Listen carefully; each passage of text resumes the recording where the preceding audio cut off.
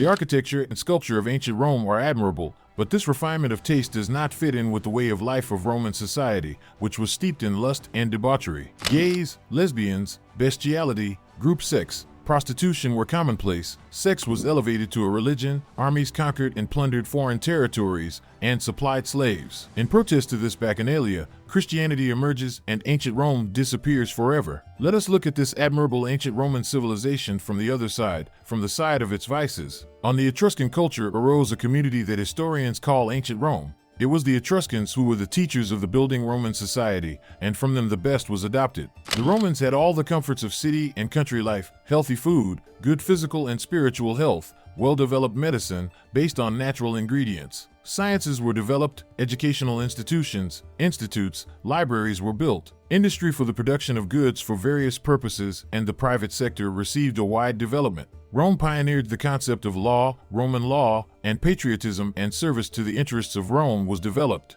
Agriculture was developed, baths were everywhere, and cleanliness was promoted. The promotion of the institution of the family, support for large families, state support for street children, all this applied in Rome. At that time, there were strict moral principles, and the foundation of the family was patriarchal. The husband could not even kiss his wife in front of strangers, especially children.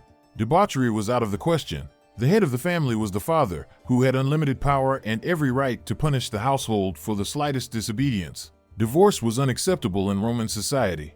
Ancient Rome, in its initial development, proves that science, art, architecture, agriculture, and industry could develop without any ideologies such as capitalism, Marxism, Judaism, or other isms.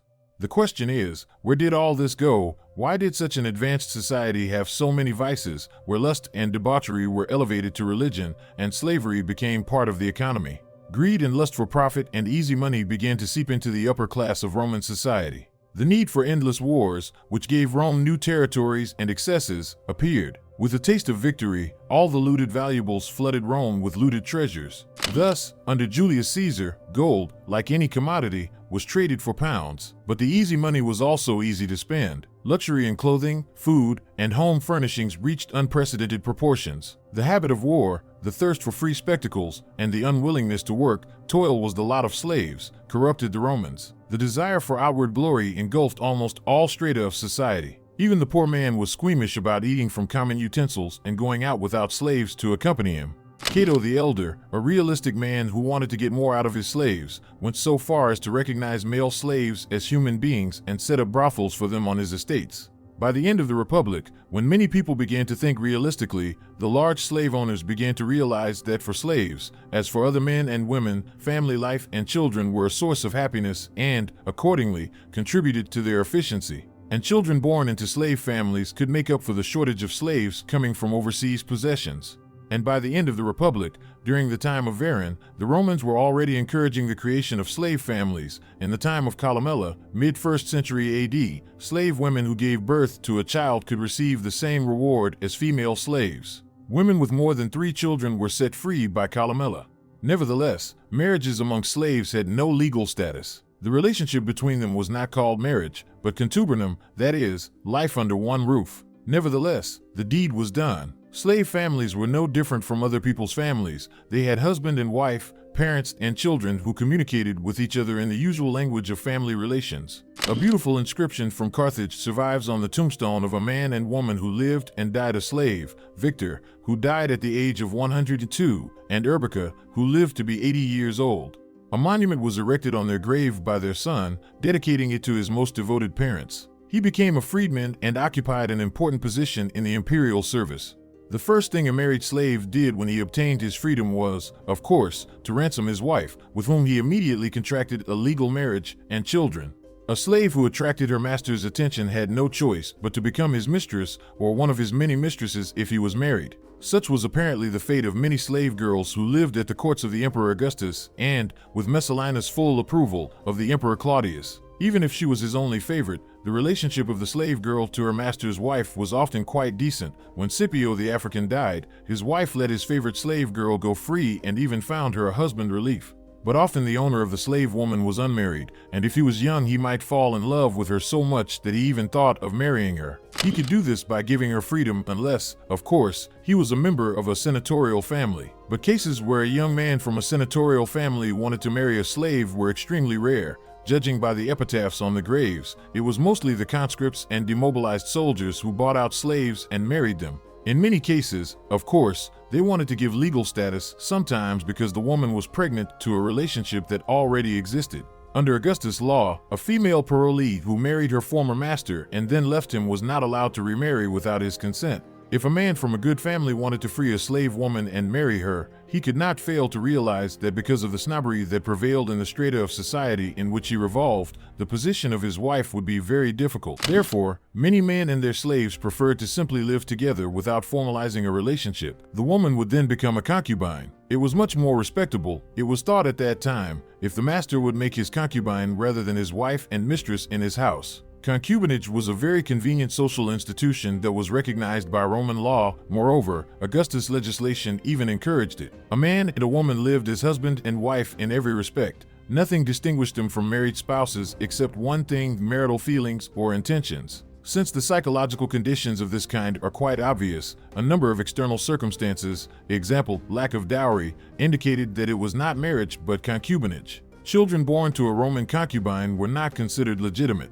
Nor did they become so even if their parents eventually married legally. Such children under Constantine were called natural children, Libri naturales. Concubinage made marriage possible for those who, under Augustus' laws, had no right to marry. Until AD 197, soldiers of the legions were forbidden to marry, but no one prevented them from having concubines, with whom, after service, they could formalize a legal marriage. A single son of a senator, or even the senator himself, could live with a concubine, making her his concubine. As long as the concubine was a woman whom the man could not marry because of their different social status, their relationship could be happy. Problems arose only if the inability of the girl's relatives to provide a dowry was an obstacle to the marriage. We all know the squabbles that accompanied the fixing of the dowry in modern Italy. There was also much swearing among the middle and lower classes of Roman society. Certainly one cannot rule out cases where a man offered a girl to be his wife if her family had the money for the dowry. If not, he took her as his concubine. In Plautus' play Trinomus, a young man named Lesbonic suffers because he cannot find money for a dowry for his sister.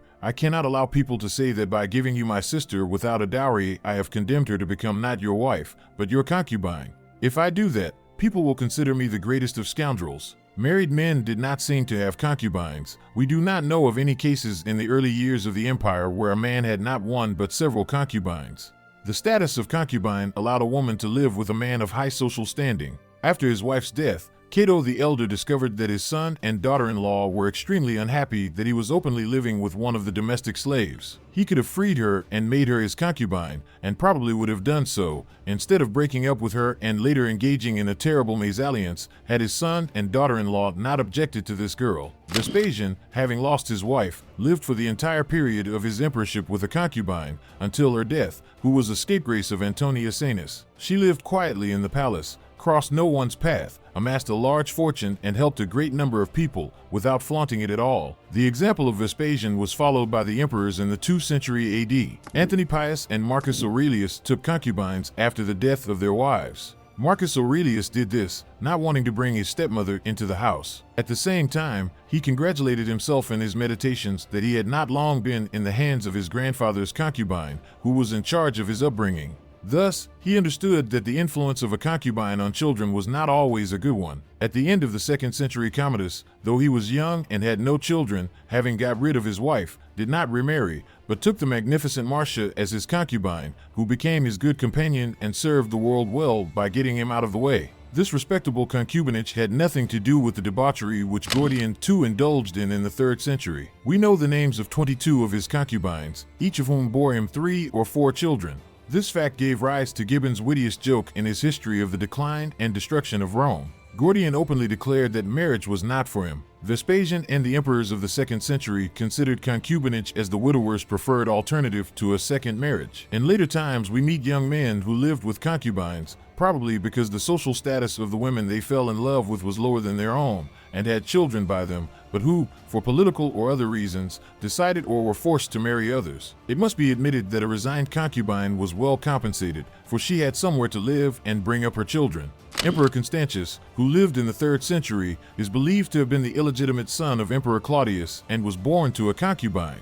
His own son Constantine was born to a concubine, Helena, whom he abandoned in order to marry Theodora. Constantine also lived with a concubine before his marriage and had a son by her, Crispus, who was born when he was not yet 18. So we can conclude that despite his illegitimate status, the son of the concubine was not surrounded by shame. History does not tell us how wives treated their husbands' resigned concubines. But we do know of a man who placed side-by-side tombstones for his wife and concubine. The son of such a woman, if, of course, the example of Emperor Constantine is typical, loved his mother, but was naturally jealous of his legitimate half-brothers. The relationship between a free woman and a male slave was, of course, not easy at all. In Rome, it was not considered proper for a Roman woman to free a slave to marry him unless she was herself a slave and they had both been slaves at one time, or if she had received a slave under a will that stated that she was to free him and become his wife. Septimius Severus forbade such marriages altogether, but the institution of concubinage continued to exist, and the number of free women who lived with their slaves was,